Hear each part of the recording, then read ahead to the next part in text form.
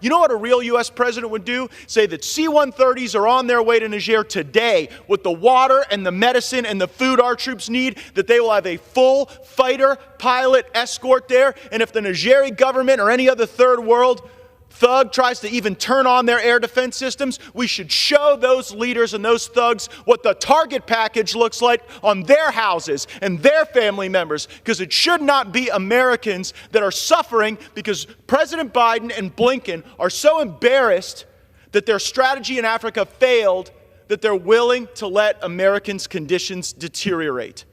U.S. politician Matt Gaetz is back again with his derogatory remarks about African countries that do not submit themselves to U.S. political powers. I have come across a video which I want us to watch. I will be back. Mr. Speaker, I rise to warn this body of the deteriorating conditions in the African country of Niger and to give rise to the concern of service members and contractors. More than 1,000 of them right now are functionally being held hostage in Niger. They are being used as pawns during a negotiation that has left America at the bended knee of third world criminals and thugs as our troops seek medicine and fresh water and troop rotations. How did we get here with more than 1,100 Americans endangered right now in Niger? Well, it started back in March of 2023. Secretary of State Antony Blinken went to Niger and proclaimed that it was a model of resilience, a platform for great democracy. It would be where America would execute its Africa strategy.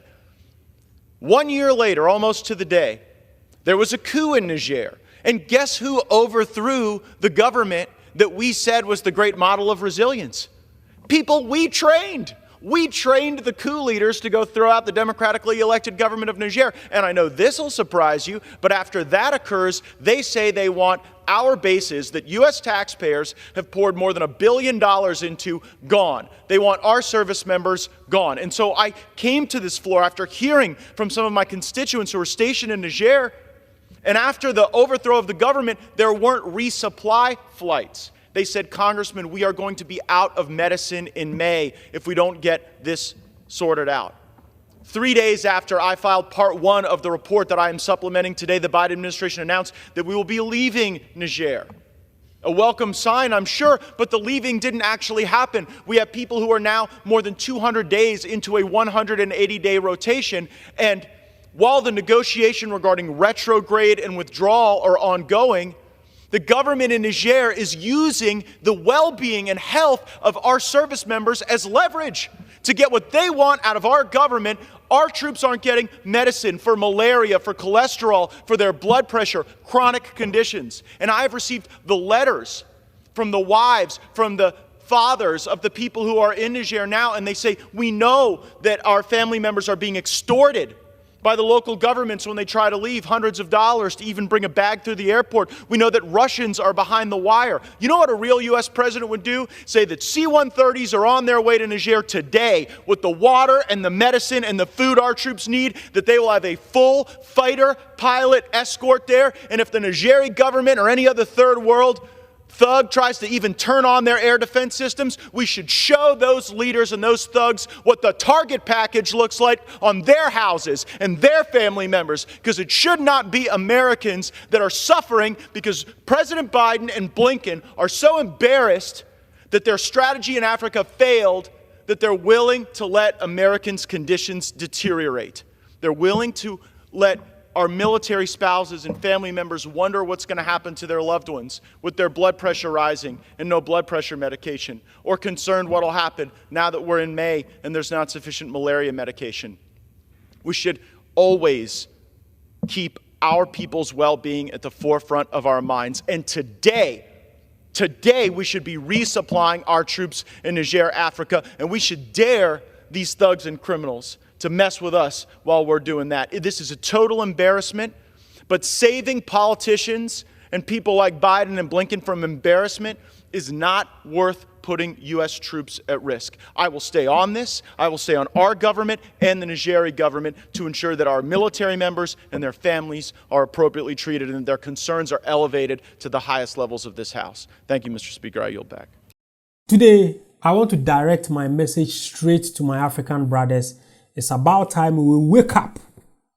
It's about time we wake up. We have been sitting here talking about how the Western countries has monopolized our political systems and controlling our narratives, and we sit down and be thinking that, oh, our leaders are corrupt. Our leaders, yes, our leaders are corrupt because their corruption has been orchestrated and been manipulated by Western countries. So I want to ask this question. Why is America training coup leaders in Africa? Why is Americans training coup leaders in Africa? They have intentionally set military bases in most of the African countries, and they are training coup leaders. Yes, they are training coup leaders because those leaders whom you think you have elected and have put them in positions to take decisions to favor you can be threatened if Americans send them a policy to implement and they decide not to implement.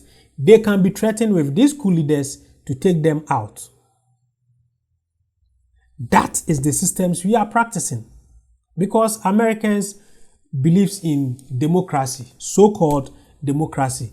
They believe in every country being on its own to take their own decision. So why do you come in someone's soil and come and train a coup leader? For what?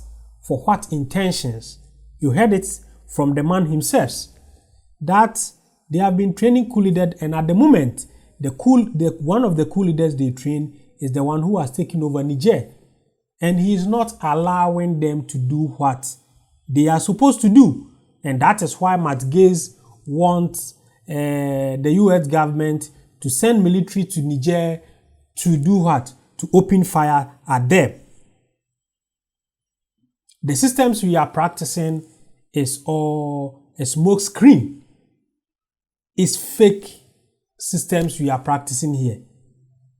They have turned our leaders into puppets. Yes, you think, oh, Africans, we are solely independent. We have our democracy. We have our own freedom, and we take decisions on our own. No, our leaders cannot take decisions on our own. Our leaders are being threatened low key. They are being threatened. And exactly what this man has said here opens the debate about how Africans are not really independent. Just the sign of him saying that they train coup leaders in Africa speaks volumes, because it's strange. Why will a democratic country like America come to African soil to train coup leaders? We have been saying this, and many Africans disagree with us. They normally say, oh, we have been having independence for decades, or we have been having independence for centuries. So how come Western countries are still controlling us? Yeah, that's what exactly is happening. They have the power. They have you African countries, you don't have the power to go and set up military base in US. Yeah, they have the power. They have the money to come and set up military base in your country to control your government. Today, this country economy is doing well. Tomorrow, they have joined the IMF program. All these decisions is very strange. When in Ghana, when current government was in opposition, one of his targets is to come to power and remove Ghana from the IMF program. When he came, he did exactly that. He removed Ghana from IMF program. 3 years, 4 years under the line, they are gone back to IMF. It's very strange. It's very strange. Africans, It's about time we wake up. Where you are pointing your fingers is not exactly where it's supposed to be. I've said it and I'll say it again that till we stop choosing our leaders through democratic means or stop voting for them, our systems is going to be the same. We are going to experience poverty. We are going to always fight among ourselves. We are going to face a whole lot of problems because the democratic systems we are practicing is being controlled by someone somewhere. Let's wake up, Africa, because things are not how we see it.